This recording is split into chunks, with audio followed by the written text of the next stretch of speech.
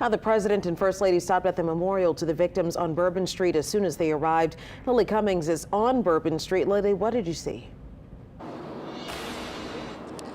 Sharice, if you remember, this memorial started the day after the attack by NOPD and city leaders with 14 yellow roses. I'm going to take a step out of the way so you all can see just how much it has grown in the last few days.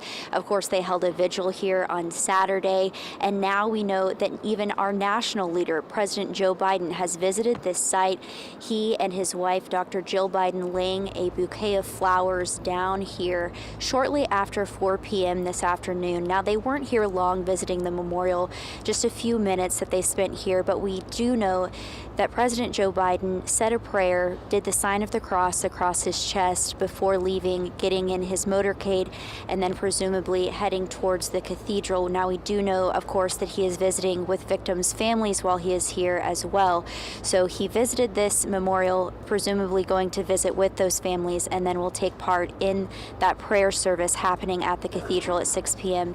Now, just being out here for the last several hours, I can say that people continue to come out. They put flowers on this memorial, candles. Of course, you see the 14 crosses that are here for those 14 victims, the 14 people that lost their lives in this senseless attack. And President Joe Biden is just another person coming to pay their respects that we have seen this afternoon. And folks that were coming out here were on their way to the cathedral, walking down Bourbon, taking a moment to pause, to reflect, to leave what they wanted to leave so that they could make their way to the cathedral for that prayer service. So we've seen all walks of life out here paying their respects to these victims and their families.